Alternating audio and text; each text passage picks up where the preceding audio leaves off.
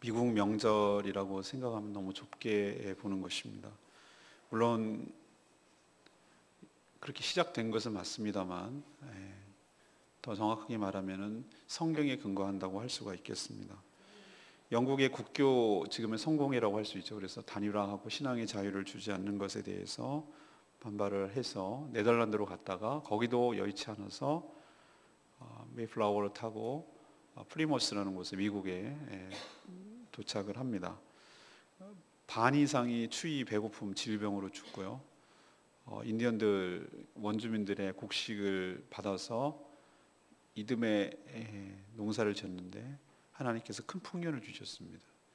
그래서 너무 살아남은 것이 감사하고 겨울을 먹을 것이 있어서 감사하고 또 원주민들이 호의적으로 씨앗을 준 것이 감사하고 이 모든 것들이 다 은혜인 줄로 알고 그들이 모여서 또 자기들에게 곡식을 주고 보살펴준 원주민들도 초청을 해서 같이 식사를 함께 나누고 또 하나님께 감사 예배를 드렸던 것이 추수감사절이 시작된 것이 되었고 지금의 미국의 명절이 되었고 이것을 또 우리에게 전해준 미국의 선교사들 때문에 우리 교회, 한국교회가 그렇게 지키게 되었습니다.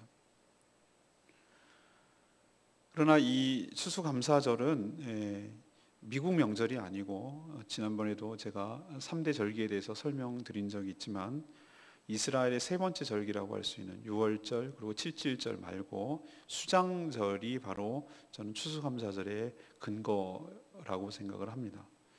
수장절은 무엇인가? 말 그대로 추수를 끝나고 나서 저장하는 것이죠. 알곡을 창고에다가 저장하고 한 해를 농사를 마무리하는 그런 의미로 수장절이라고 불렀습니다. 그러나 이 수장절에 또 다른 이름이 있는데 그것은 초막절입니다. 초막절이라고 말하는 이유는 바로 풀집에서 말 그대로 초막, 풀집에서 일부러 일주일 동안 살았기 때문에 그렇습니다. 이 수장절 그리고 초막절 두 가지 이름이 동시에 있는 이유가 여러분 뭘까요? 바로 두 가지 의미가 다 함께 있기 때문에 그렇습니다. 무언가 추수감사절은 1년 동안 하나님 저희들이 땀 흘렸는데 땀 흘렸기 때문에 얻는 것이 아니고 오늘도 어린이들에게 설교했습니다만 이 모든 여기 앞에 있는 과일들과 이런 것들이 농부가 만들어낸 것인가? 수고하고 애쓴 건 맞습니다. 그러나 본질적으로 생명에 관계된 수확에 관계되는 것은 우리 영역이 아니라 하나님의 영역인 줄로 믿습니다. 이것을 통해서 우리가 알려주는 건 뭐냐면은 우리가 우리 힘으로 사는 듯 하지만 그렇다고 게을른다고 해가지고 게을러서 우리가 얻는다는 건 아니지만 우리가 노력을 해야 되지만 그러나 본질적으로 우리에게 먹을 것, 우리가 살아갈 수 있는 모든 것들이 어디로부터 공급되는가? 하나님으로부터 공급되는 줄로 믿습니다. 그런 의미로 수장절이 맞죠. 생각해 보십시오. 올해는 항상 우리나라는 평균적으로 하나 내지 2개 정도가 태풍을 지나가게 돼 있어요. 평균적으로. 근데 올해는 스쳐 지나가기는 했지만 정통으로 이렇게 관통한 태풍은 없었어요. 태풍 하면은 제주도를 빼놓을 수가 없어요. 우리나라는 그렇습니다. 구조가. 근데 다행히 너무 안 지나가서 과일이 풍년일 정도로 올해는 막 과일이 값이 떨어질 정도로 풍년을 주셨어요. 너무 많아서 문제일 정도로 하나님께서 은혜를 주셨어요. 태풍 비껴왔습니다. 비가 안 오면 난리 날 건데 비가 너무 많이 왔습니다. 햇빛이 안 내리쬐면 그것도 일조량이 부족해서 날릴 건데 충분히 쬐었습니다. 그래서 올해 과일은 굉장히 맛있다고 그러고 많이 달렸다. 풍년이라고 그렇게 말하는 것이죠. 자, 농부가 햇빛을 내리겠습니까? 농부가 비를 내리겠습니까? 아니죠. 아직까지도 우리는 하나님께 전적으로 의존하고 있다는 걸 보여주시죠. 햇볕을 주시고 비를 내리시고 태풍이 비껴가게 하시고 이 모든 것, 요 하나만 예를 들어도 모든 살아가는 것들이 하나님으로부터 공급받는다는 것을 감사한다는 의미로 추수감사절을 지키는 줄로 압니다. 그러나 또 하나 있어요. 풀집에서 사는 거. 왜 이 추수감사절, 수장절 때릴 때 일부러 풀집에서 살까요? 일주일 동안 멀쩡한 집, 좋은 집 놔두고 그것은 바로 올챙이 적을 기억하기 위해서 옛날에 어렵게 살던 때를 기억하기 위해서 더 정확하게 말하면 광야에서 살던 때를 잊어버리지 않기 위해서 노예로 살던 때를 잊어버리지 않기 위해서 우리로 치르면 어떻게 되죠? 하나님의 은혜를 잊어버리지 않기 위해서, 옛날에 예수 그리스도를 알기 전에, 믿기 전에 살던 삶을 잊어버리지 않기 위해서 일부러 그 시간에, 그 기간 동안에 그렇게 한다는 의미에서는 바로 초막절이 맞는 것이죠. 이 두 가지 의미가 추수감사절에 다 들어가 있는 것입니다. 하나님, 한 해 동안 너무너무 감사드립니다. 또 하나, 하나님, 저희가 어렸을 때, 어려웠을 때, 그리고 예수 그리스도를 믿지 않았을 때를 잊지 않겠습니다. 그 가운데 우리를 구원해 주신 하나님의 은혜를 잊지 않겠습니다. 라는 두 가지 의미를 다 함께 포함하고 있는 것이 추수감사절의 진정한 의미가 되어야 될 줄로 믿습니다. 오늘 때가 돼서 감사하라고는 하는데 뭘 감사해야 되는가? 우리 한 주 동안 이렇게 감사나무를 정하고 한 주 적어봤어요. 근데 이렇게 풍성하게도 감사할 것들이 이렇게 많다는 것을 우리가 알 수가 있죠. 그럼 하나님, 우리가 이 추수감사절 맞이해서 뭘 감사해야 되는 것이고 그렇습니까? 라고 오늘 질문을 할 때, 오늘 말씀을 통해서 저는 과거, 그리고 현재, 미래라는 세 가지 시제 측면에서 우리가 무엇을 감사해야 되는지에 대해서 여러분과 함께 나누게 되고, 오늘 하루 진정한 하나님께 감사를 드리는 복된 날 되기를 원합니다. 먼저 과거의 측면에서 우리는 구원의 은총에 대해서 감사해야 합니다. 현재 지금 이 신명기가 쓰여질 곳은 가나안 땅을 들어가기 전 상태입니다. 아직 농사를 짓지 않았어요. 아직도 만나를 먹고 있는 그런 상태인데, 마치 오늘 이야기를 쭉 들어보면은 들어간 다음에 일어난 것처럼, 들어갈 때 사는 것처럼 전제 하에 쓰여진 것을 볼 수가 있어요. 이것은 하나님께서 약속하신 대로 정착하게 한 후에 농사를 짓게 하고 거기서 추수를 거둬서 드릴 것을 분명하게 약속하고 확정을 지어주는 것이죠. 그래서 믿음으로 감사하는 것입니다. 미래의 일들을 마치 지금 일어난 것처럼 감사드리는 것이, 이것이 진짜 믿음으로 감사하는 것이죠. 사랑하는 여러분도 그렇습니다. 하나님께서 여러분을 구원해 내셨죠? 예, 출애굽했습니다. 근데 아직까지 들어가지는 않았죠. 가나안 땅에. 우린 중간에 있다고 말씀드렸어요. 하나님께서 구원해 내신 하나님께서 신실하시게 여러분의 광야의 삶을 인도해 오셨고, 이제 여러분을 궁극적으로 하나님 나라 천국으로 인도해 가실 줄로 믿습니다. 그래서 우리는 믿음으로 감사하는 것이죠. 하나님의 신실하신 그 성품과 그 약속과 언약 때문에 우리가 하나님의 약속대로 천국의 모든 것들을 누리게 될 줄로 믿습니다. 저희를 구원해 주시는 은총에 감사를 드립니다. 그걸 감사하는 것이죠. 오늘 말씀을 우리 같이 읽었습니다만, 너희들이 들어가서 농사를 짓고 농사를 수확을 했을 때 첫 만물, 그러니까 만물이라는 것은 맏아들 할 때 하는 것처럼 첫 번째 나오는 것, 첫 번째 추수하는 것, 수확을 얻는 것, 이것은 어떻게 하냐면은 하나님이 정하신 곳, 다시 말해서 성소로 그것을 가지고 와라. 그리고 광주리에 담아서 제사장에게 드려라. 그리고 제사장에 드릴 때 하나님께서 약속하신 대로 이 모든 것들을 주셔서 이렇게 풍성한 수확을 거둘 수가 있었습니다. 하나님은 참 약속을 잘 지키시는 분입니다. 그리고 하나님은 우리를 사랑하셔서 약속하신 대로 우리를 축복하시는 하나님이신 줄로 믿고 감사를 드립니다. 이렇게 고백을 해라. 그래서 여러분, 이렇게 나온 풍습이 여기서 근거하는 것이에요. 광주리에 담았잖아요. 그리고 올해 처음 나온 것들, 새, 핵국시, 여기는 묵은 것 절대 안 되거든요. 올해 나온 것, 올해 추수해서 나온 것들만 이렇게 다 갖다 놓고 하나님께 상징적으로 보여주시면서 하나님께 올려드리는 거잖아요. 그러나 이걸로 끝나지 않았어요. 오늘 여러분이 같이 읽었던 5절에서부터 9절까지는 이스라엘의 과거 역사를 쭉 회고하면서 하나님께 고백하는 내용, 그러니까 이스라엘 백성들의 역사를 압축해서 보여주면서 하나님께 감사하는 내용이 이게 쭉 적혀 있어요. 근데 저는 5절 말씀이 눈여겨 들어왔어요.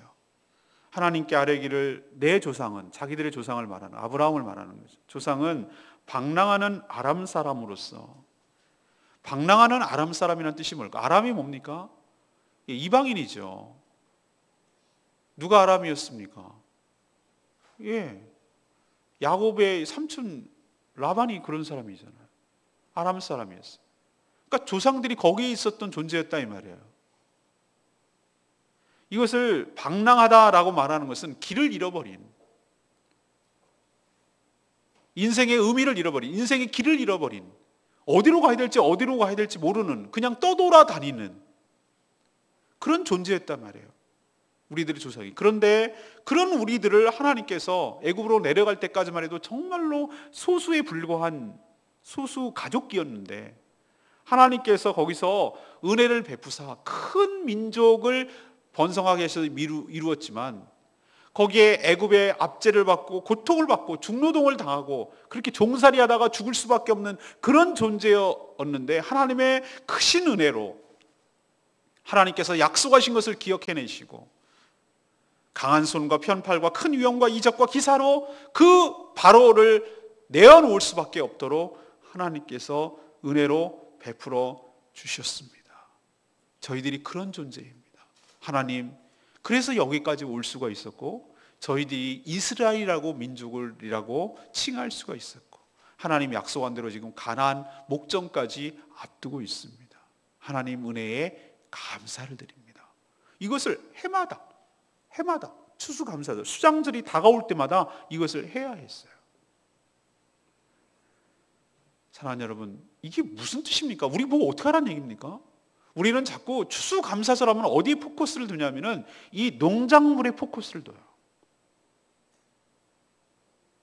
근데 우리는 왜 실감을 안 하냐면은 농사를 안 지니까. 저희 할머니 시골에서는요, 추수감사절이 나름 의미가 있었어요. 왜? 농사를 지니까. 좀 아직까지 탈곡을 하기엔 조금 이릅니다만, 그래도 일부러 추수감사절을 맞이해서 일부러 추수감사절 때문에 조금 벼베기를 해서 햅쌀을 드리려고, 일부러 드리기 위해서 햅쌀을 갖고 와서 그것을 이렇게 해놨던 것이 기억나요. 여기서 우리는 다 대부분 산 겁니다만, 정말로 농사를 짓는 건 진짜로 기른 거예요. 가장 튼실한 거, 가장 좋은 거, 가장 최상의 것들을 갖다가 준비해서 자기가 직접 했으니까 얼마나 실감나겠어요. 하나님, 이게 오기까지, 이게 여기에 있기까지, 그리고 이것이 있기에 그 뒤에 줄줄이 지금 우리가 먹을 수 있는 것이, 겨울을 날 수 있는 모든 때거리가 있도록 해주신 하나님의 은혜를 생각할 때마다 너무너무 감사드립니다라는 게 실감이 나요. 근데 우리는 안 나요. 왜 안 나죠? 우리 농사를 안 짓거든. 이건 다 돈으로 사는 거거든. 그래서 추수감사절이 다가올 때마다 또 다가오긴 다가오는데, 뭘 우리가 추수했다는 거냐, 이렇게 생각하기가 쉬워요.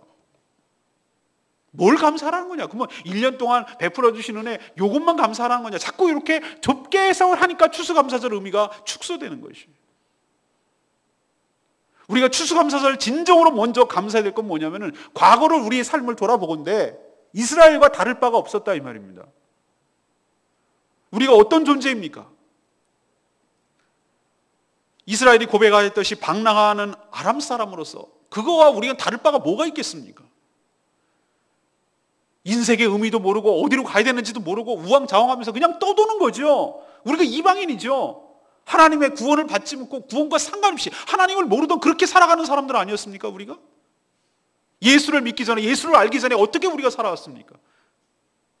소수에 불과하고 그렇게 압제에 시달리고 그렇게 뭔가에 눌려가지고, 그 바로라는 것이 어떤 사단에 눌려서 살았던 자들 아닙니까? 거기에 눌려서 꼼짝도 못하고 거기 하라는 대로 하고 그렇게 살다가 죽을 인생이었단 말이에요, 우리 존재가.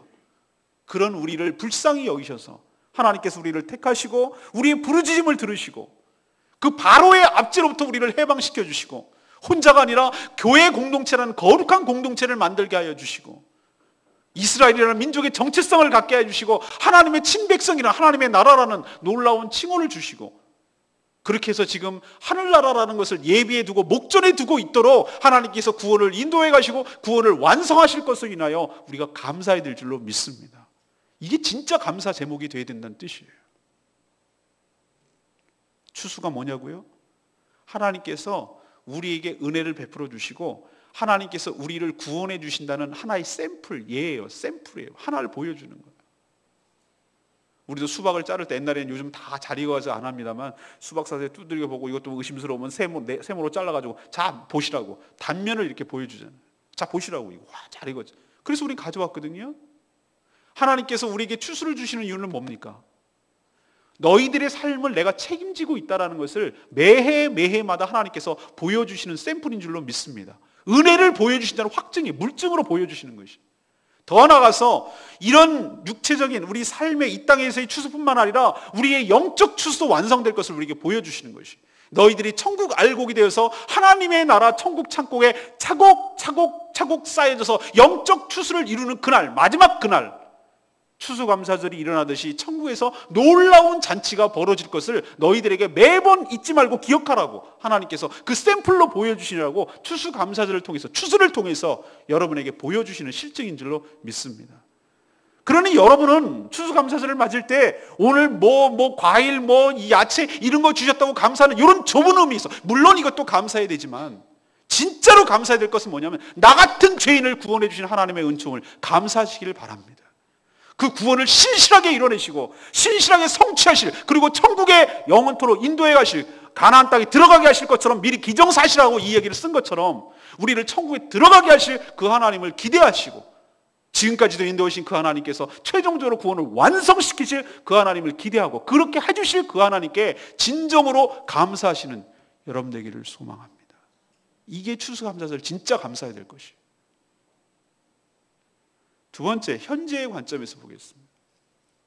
하나님은 역시 마찬가지로 우리가 감사할 때 이 농산물을 가지고 와서 하나님께 드리는 것, 우리는 농사를 짓지 않으니까 추수감사 헌금 봉투에다가 해가지고 감사의 힘을 갖고 오는 것으로 하나님께 내 할 도리를 다 했다라고 생각하는 것을 아니란 걸 제가 가르쳐 드리려고 오늘 말씀 두 번째로 하는 거예요. 하나님께서 진정으로 원하시는 것은 감사 헌금이 아니고 여러분의 삶을 원하세요. 여러분의 삶이 산 제사가 되기를 원하세요. 오늘 주일학교에서 설교할 때 그 얘기했습니다. 가인과 아벨의 제사를 비교를 하면서 하나님께서 왜 가인의 제사를 안 받으셨을까요? 하나님은 식성이 육식이라서 그런가요? 고기 좋아하시고 곡식은 안 좋아하시나요? 아니에요. 창세기를 잘 읽어보시면 알겠지만 하나님은 가인과 그 제물을 받지 않으셨어요.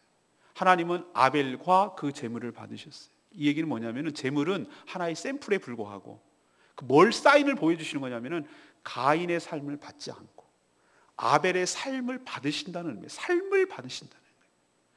그 어떻게 한 해 동안 살아왔는지, 하나님을 어떻게 대했는지, 이 땅에서 살아가는 동안의 삶이 어떠했는지, 정말로 하나님을 의식하고 하나님을 경외하는 마음으로 하나님 앞에 자비와 사랑을 베풀고 그 공의와 거룩함으로 살아왔는지, 그 삶을 하나님께서 받으시고 받지 않으시고, 이 차이라는 거예요.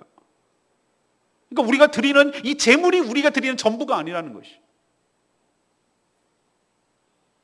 그래서 오늘 읽지는 않았습니다만은 여러분 26절 이후에 넘어가면은 12절부터 나와요.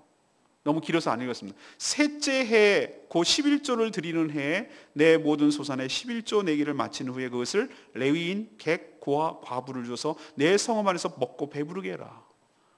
이거는 저랑 같이 아침 기도에 묵상하신 분은 알겠지만 11조를 드리는 건 너무 당연하고 마땅하고, 여기서 말하는 11조는 구제를 위한 11조예요.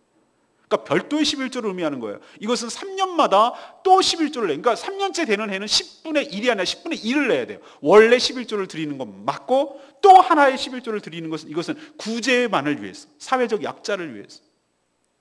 여기서 사회적 약자의 네 가지 부류가 나옵니다. 레위인, 전적으로 제사장들 같이 일하는, 주님을 위해서 일하는, 그러니까 요즘으로 치면 목회자 같은 저 같은 사람이죠. 요 사람들, 과부, 나그네, 고아, 이 사회적 각 약자를 지칭하는, 통칭하는 이 사람들을 배려해라 이거예요. 그래서 이 사람들이 함께 그날은 즐거워하며 먹고 배부르게 해라. 그러니까 만족을 줘라. 살아가는데 지장 없도록 해줘라. 같이 하나님께서 너에게 주신 복들을, 네 거 아니니까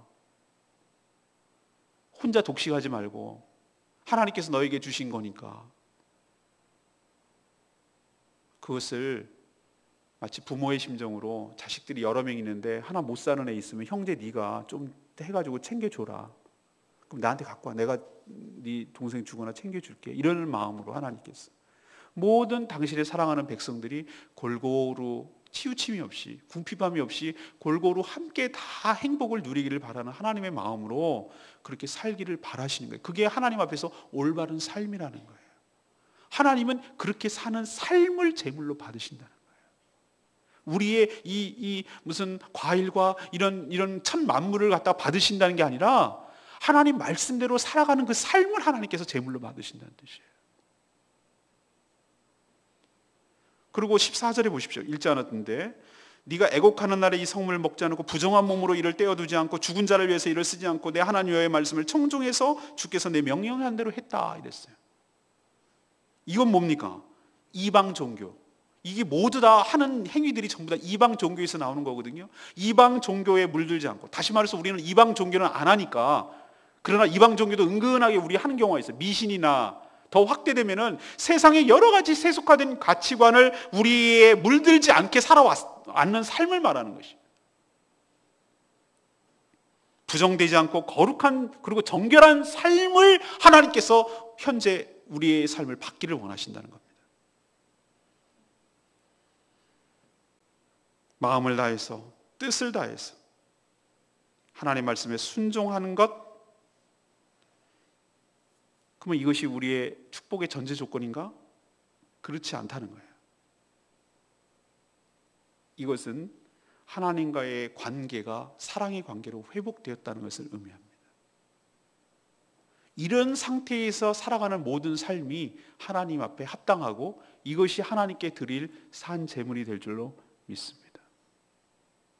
사랑하는 여러분, 우리가 추수감사절을 맞이해서 현재의 시점에서 다시 한번 정리하자면, 하나님께서 우리에게 진정으로 원하시는 것은 우리의 물질이 아니라 물질을 포함한 우리의 거룩한 삶, 이것을 우리의 제물로 받으신다는 것을 기억하시기를 바랍니다. 그것이 로마서 12장 1절 2절에 나와 있습니다. 한번 읽어봤으면 좋겠습니다. 로마서 12장 1절 2절 말씀, 여러분이 잘 아는 말씀이지만 한 번 더 찾아서 읽겠습니다. 로마서 12장 1절 2절. 그러므로 형제들아, 내가 하나님의 모든 자비하심으로 너희를 권하노니 너희 몸을 하나님이 기뻐하시는 거룩한 산 제물로 드리라. 이는 너희가 드릴 영적 예배니라. 너희는 이 세대를 본받지 말고 오직 마음을 새롭게 함으로 변화를 받아 하나님의 선하시고 기뻐하시고 온전한 뜻이 무엇인지 분별하도록 하라. 이것이 바로 하나님께 드릴 영적 예배라고 말씀하고 계세요. 이 세대를 본받지 말고, 이 세상의 가치관을 본받지 말고, 이 세상 사람들이 하는 추구하는 것을 따라하지 말고, 오직 마음을 새롭게 받아. 마음이 새로워져야 되니까 성령을 통하여 마음이 말씀을 통하여 성령을 통하여 마음이 새로워져서 변화를 받았어.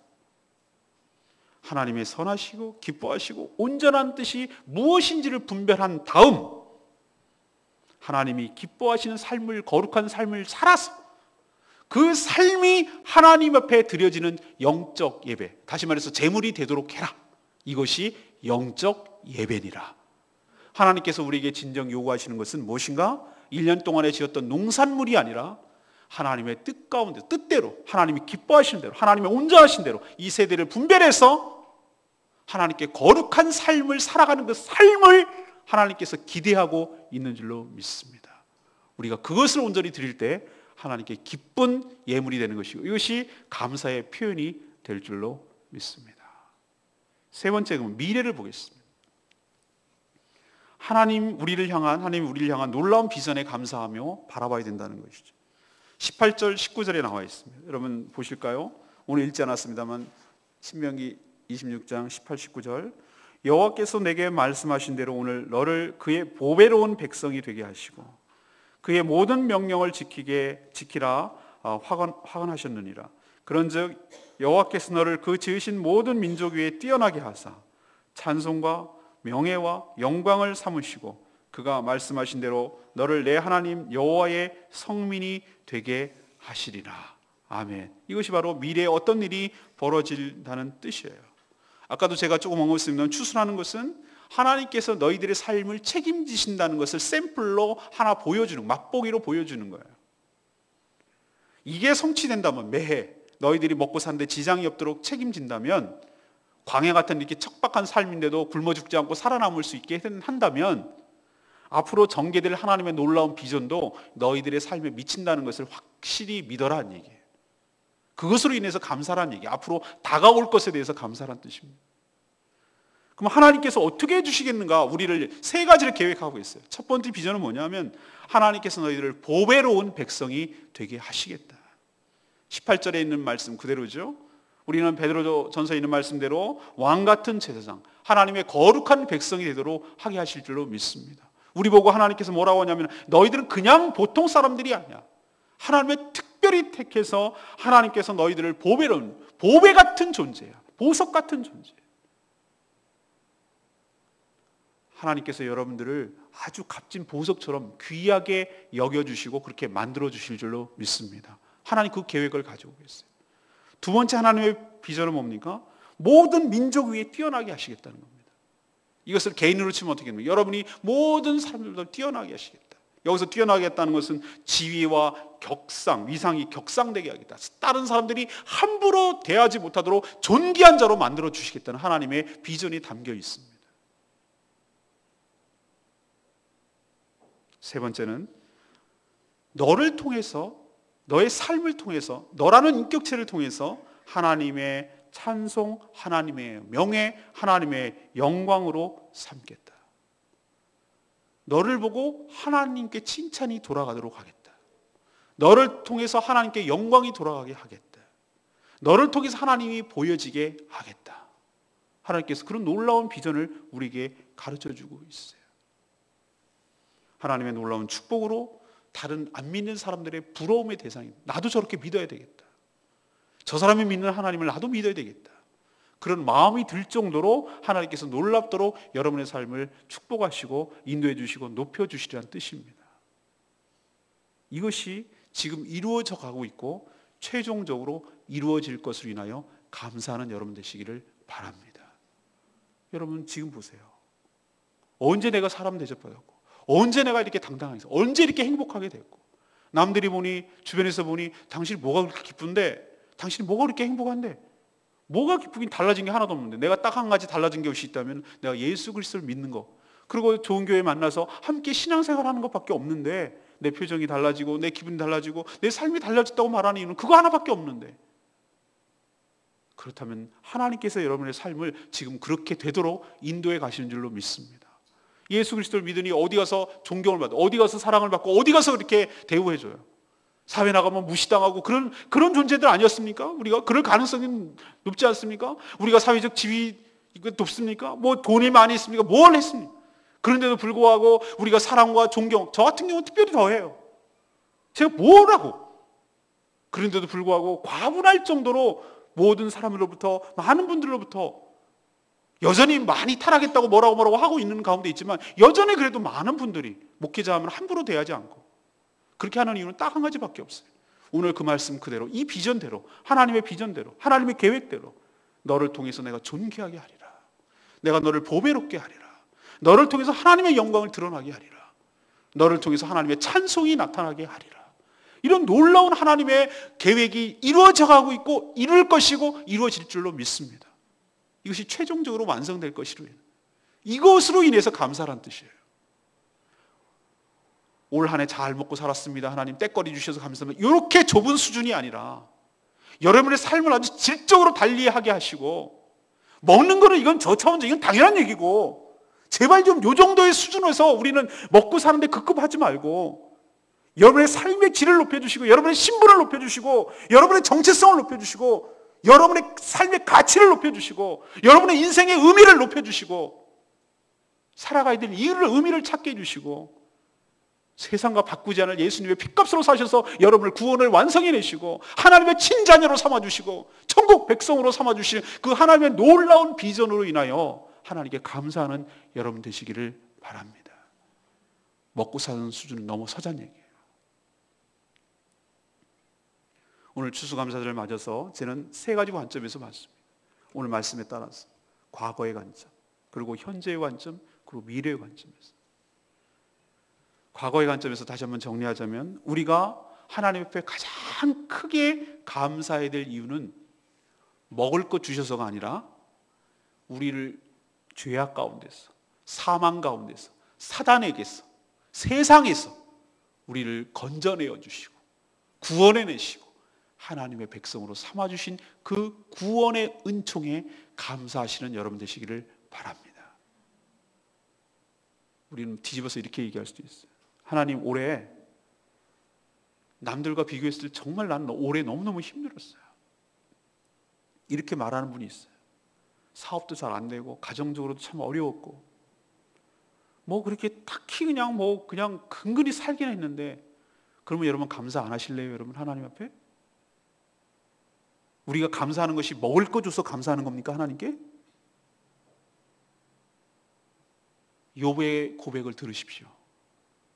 주신 분도 하나님이시고 취하여 가시는 분도 하나님이신 줄로 믿습니다. 영원 세세무궁토록 하나님은 찬양을 받을지어다. 그럼에도 불구하고 하박국 선지자가 고백했던 것처럼 우리 외양간에 소가 없고 밭에 소출이 없고 내가 뭔가 하나님께 드릴 만한 것이 하나도 없을지라도 나의 구원의 하나님으로 인하여 내가 즐거워하리이다. 이게 진짜 감사해요. 여러분에게 아무것도 내가 올해는 뭐 드릴 것이 없다 하더라도 나 같은 죄인을 구원해 주시고 하나님 앞에 자녀로 삼아 주시고 천국 백성으로 삼아 주신 이유 하나만으로도 하나님께 충분히 감사해야 될 이유가 있는 줄로 믿습니다. 그걸 감사하시라고. 그걸 잊어버리지 말라고.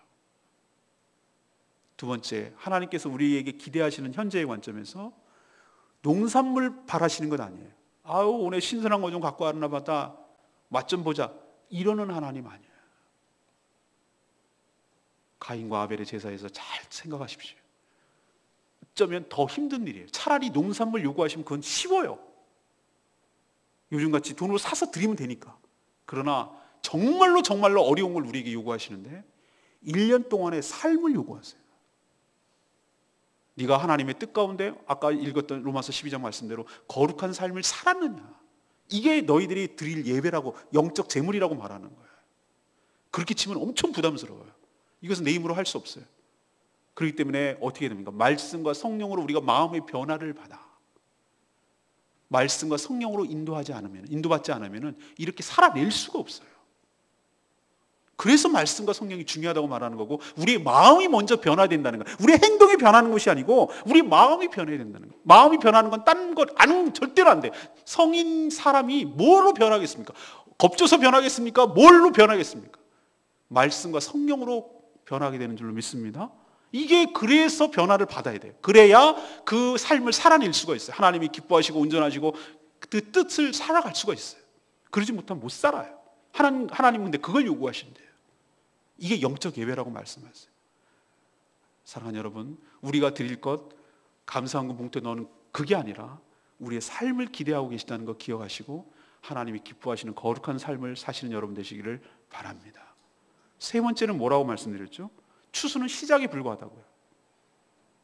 매해 추수를 보장하시는 이유는 너희들의 영적 추수를 최종 완성시킬 거라는 하나님의 사인이에요. 물증이에요. 시작이에요. 여러분이 상상도 못할 엄청난 축복, 아까도 말했지만 좀 보여주셨죠. 보배롭고 존귀한 존재되고 우리 같은 자가 하나님의 수준까지, 레벨까지 올라가서 신의 성품에 이르게 한다. 여러분, 저는 그 말을 해석을 하고 나서 충격을 받았어요. 우리를 하나님의 수준까지 끌어올리겠다는 거예요. 이게 하나님의 플랜이에요. 그러기 위해서는 이 인간으로서는 도저히 하나님의 수준이 되지 못하니까 영적으로 거듭나서 하나님의 자녀로 삼아주신 줄로 믿습니다. 하나님의 자녀가 돼야 하나님의 레벨 수준까지 같아지잖아요. 인간의 자식은 늘 인간으로 살아갈 수밖에 없잖아요. 개는 개의 자식은 강아지로 살아갈 수밖에 없잖아요. 그래서 하나님께서 우리를 성령으로 거듭나서 하나님의 자녀로 삼아주신 줄 믿습니다. 그래야 하나님의 모든 것들을 다 누릴 수가 있으니까. 하나님이 누리고 계신 모든 것들을 우리에게 누리게 하시려고 하나님은 우리를 이렇게 끌어올리시는 것이 이제는 시작에 불과해요. 앞으로 전개될 놀라운 일들이 여러분에게 펼쳐져 있는 줄 믿습니다. 이렇게 주실 하나님으로 이런 것 갖고 배추 하나 뭐 과일 하나 이 정도가 아니라 하나님의 놀라운 계획이 가는 것 기억하시고 깊이 감사하고 기대하시고 대망하시고 그렇게 살아가는 여러분들이기를 간절히 소망합니다. 오늘 말씀 붙들고 기도하기 전에 우리